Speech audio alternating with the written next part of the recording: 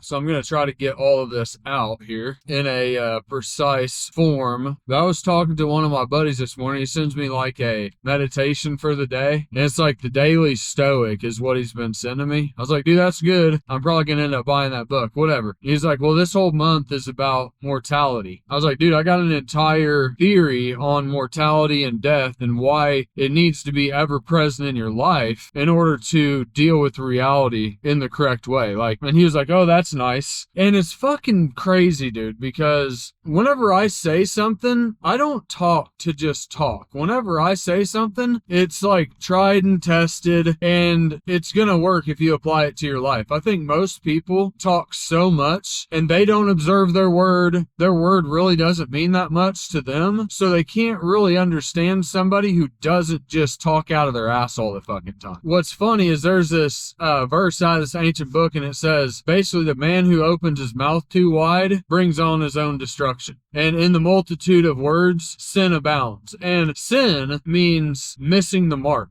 And what I think missing the mark is like you're off from that core of truth. You're missing it some. And the more you talk and rationalize, you get further and further away from the truth. And since you are doing that, you're basically opening your mouth open too wide and bringing on your own destruction because you're not living in alignment with the truth. But that being said, I want to talk about the concept of mortality and death and how it's a necessary part of life that if it's not ever present, then you get really, really far off from reality and being grounded in daily life and just, living life on life's terms. But I imagine it like this, like there's like this fine line and you got the yin and the yang, you got life and death. And if you're occupied right in the center of that line, like think about an animal, like dogs or cats or any animal, they are always in fear of getting eaten. Death is an ever-present threat. But if you see them on camera with their offspring, like you can tell they love like crazy. They've got that side that's killer and they got the side that's like lover, right? And it had me thinking that since Americans are so far removed from death, actually if the concept of death comes into your mind, you try to rush it out instantly. And it had me realizing that the concept of death is so far removed from everybody's life that they can actually get into this fairy tale world, and you get very far off of that core of truth and way of being. And at that point, you're not even dealing with reality. And if you can't deal with reality and you're always sugarcoating topics and you have all this mental gymnastics you're going through, all this rationalization, then you aren't ever going to be able to address your problems and build anything in reality because you can't call anything for how it is. The other thing that cultures all around the world that actually celebrate, I think they've got like the Day of the Dead. I think in Mexico City, they all like put death masks on and they're like running around the streets. Like it's like literally a celebration of death. I don't know the exact way they celebrate it. I feel like the reason they do that is to just say this is a part of life. It's not something that you push off to the side. It's something that has to be acknowledged. And if you embrace it correctly, then you can thrive from it. I say that if you embrace it correctly, that the older that I get, I'm confronted more and more with my own mortality. And me having that on my back every day is like just gives me that much more motivation to dig in because I need to make sure that today is worthwhile and I give it everything that I can possibly give it because I know the clock is running down. Okay? If we lived forever, I'm telling you, dude, you would sit on the couch eating flaming hot Cheetos for 700 years and never do anything with yourself. Like, I don't know. It's just, there's no pressing issue. There's no thing to motivate you, nothing to get you up out of yourself and go and, put your hand to the plow. And it really should, if you are operating from that, it should put everything in the correct perspective. If you're thinking about your own mortality every day and the clock's ticking down, then it should give you a little bit more gratitude in life. And the thing about gratitude is, they say gratitude is the bridge to love. And they say God is love. So, in my opinion, the most unadulterated form of God's will that there is nature. It's not the Bible. It's not all of these other stuff that man has touched and tweaked and manipulated for power. It's nature. Cold, hard, natural law. We see animals eating animals. We see death as part of the picture. Like, you have to have death for there to be, an appreciation of life. You have to have bad days for us to understand what good days truly are. This is life on life's terms. And the farther we get away from having an ever-present threat, a lion chasing us down, all of that, we are by definition going to get more skewed from reality. I mean, we have such an abundance of food, we don't even think about death. We go to the supermarket, but if the supermarket wasn't there, then we'd have to grow our own food. Like, we are so far removed from the reality of how this world and life experience operates that it's dangerous, really. I mean, for each individual. Corporations have monetized the food process and the food distribution and water process. That's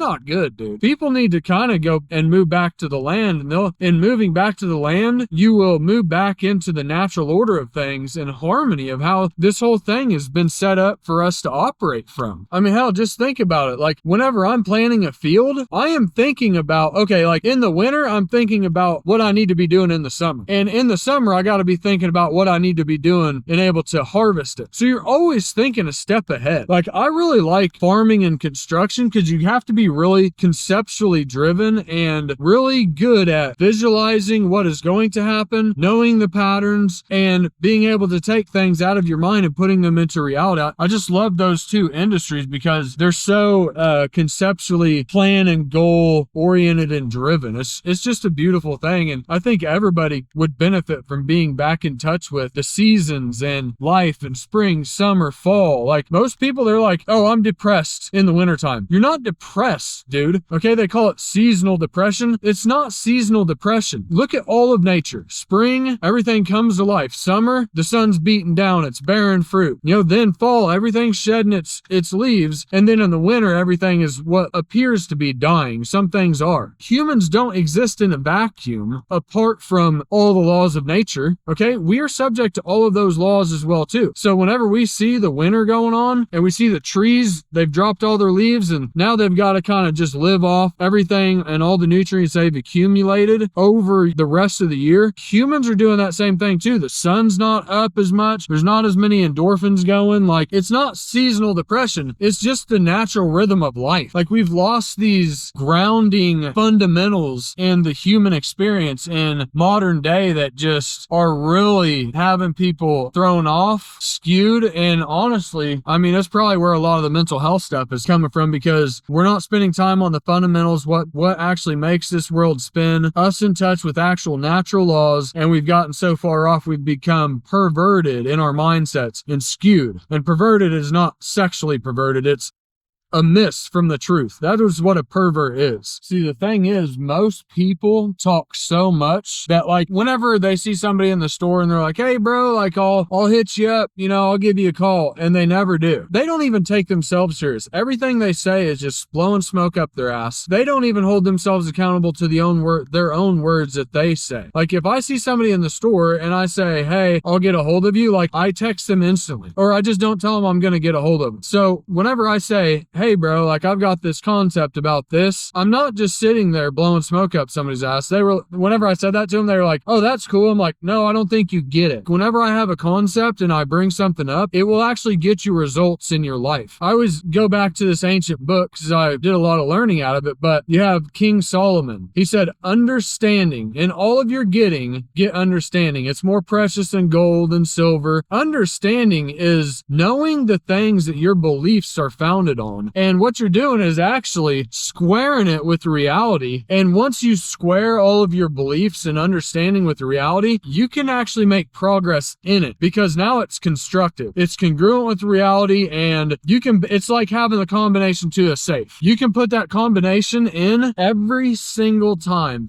after time after time after time. If I know that I've got to be at a caloric deficit to lose weight, and I get to the point in the year where it's time to get ripped up, I can do it every single time, no matter what. And think about Solomon. Solomon was the wisest man. He was the richest man. And what did he want before the riches? Before the riches, he wanted wisdom, right? And then after that, all of the riches came. That's why a measure of gold was called a talent. But anyways, I'll digress on that. But think about Solomon. Solomon was the wisest person, and kings and queens from all around used to come and try to get counsel from him on his wisdom, because the thing is, whenever they listened to what he said and he gave them the wisdom, they went back to their kingdom and applied it, and it worked. Knowledge is knowledge. Wisdom is knowledge applied. That's me having these ideas in my mind, and whenever I go and apply it, like, oh, that was off a little bit, and I tweak it a little bit, and I tweak it through life experience time and time again until I find a fine-tuned process that actually works every single time. That is wisdom. There's a massive difference. And if you don't live a life of rigorous honesty and you're not result-oriented and let results be the ultimate driving factor in the way that you live life, pronunciate things, and the way you do things, then it doesn't matter. You're going to live in a fucking downward spiral, because now you're not living in accordance with true things. You're living in accordance, actually, you're aligning yourself with death principles because they're not applicable to reality, and by default, death occurs. But if you align everything with reality and your habits and thoughts and words and deeds, beliefs and actions are all in alignment with that, then you're basically chipping away every single day in a constructive, positive, upward trajectory, and there's nowhere to go but up. So whenever I say something, I fucking mean that shit. Like, I'm that type of guy that if I share a video with you, whenever you look at it, you're, God damn, dude, that blew my fucking mind. It's like, do you think I just fucking run around and just try to give shit to people that doesn't fucking work? It's kind of frustrating, dude, because most people are living a lie. And the thing is, whenever somebody operates from truth and is that shining light, you don't cover your light, you put it up on a hill. I'm telling you, darkness flees from it. And darkness will either absorb light, get closer to it, learn from it, and become better, or it will completely retreat altogether. I didn't want it to be a rant, but like, the things I say, I know make sense because they're put on logic and truth. And like I said, nature is the most unadulterated form of God's will that there is. Okay? It's not the Bible. It's not all these man-made concepts that have been fucking tweaked. It's nature. Look around. There's death. Animals eat each other. You know, they have to fight for dominance of territory. There's only so many amount of food and resources, and they have to scrap it out for it. Nature is raw and unfiltered. But on the other flip side, you've got the animals that are facing down death and a fear of being eaten every day, but show unlimited love for their offspring, you know, and have such kind and warm sides to them. That's just all to be taken into consideration. I always look at nature to see how I should be handling myself, what these concepts about life and just the true reality of nature. This is how our Creator wanted things. So I'm to live in accordance with it, or I'm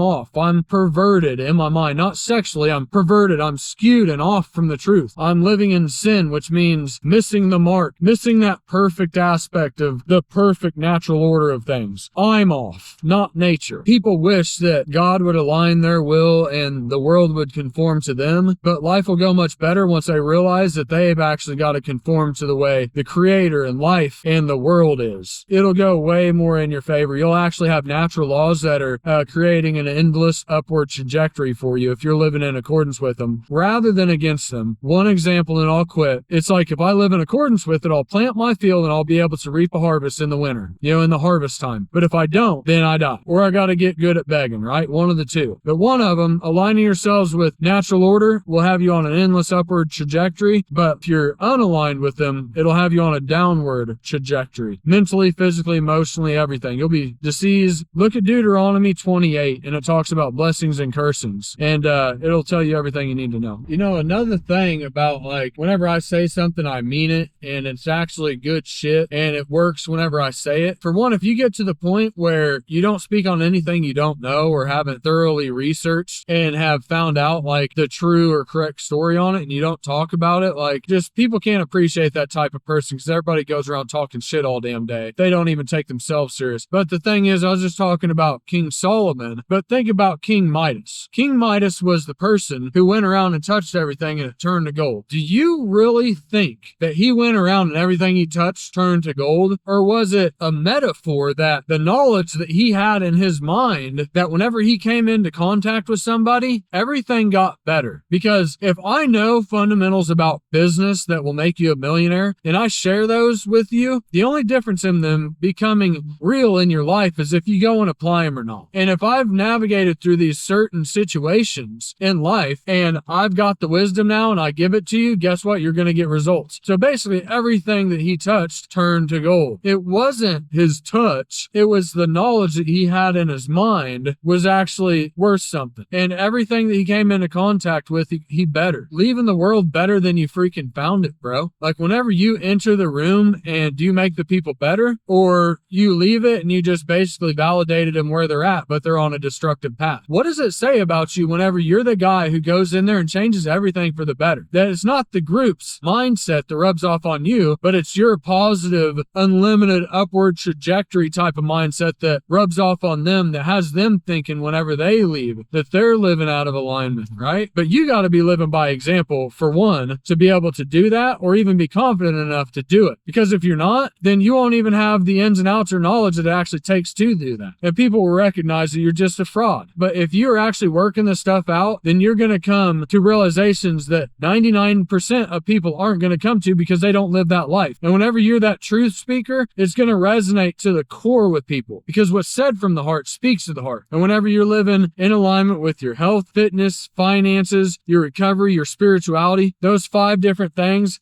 spirit, soul, and body, you're pushing it all to the limit on every single one, and you're learning in each one of them in every single area. I'm telling you, dude, like the truth and concepts and realizations you're going to have about life, dude, they're going to resonate with people, because in a diluted world, everybody is craving truth, okay? And if you're the person who has it, it's like moths are attracted to the flame, dude. It's magnetic light, and truth is magnetic. People want it. There's also a duality to that, where it actually repels people who are living a lie also, and it repels darkness, right? Darkness always flees from the light. The darkness will either absorb the light and become lighter to a degree, or it will be repelled and it flees from the light. Once you go through a self-actualization process and a life of rigorous honesty, and you've went in and dived into all of your belief systems, what's operating, why am I doing the things I'm doing, and get an understanding of the way you tick in spirit, soul, body, health, diet, mentality, finances, fitness, all of these major areas of life, and you've squared them with reality, you can proceed with logical, constructive thinking after that. Once you've done that introspective type of work, that is the rock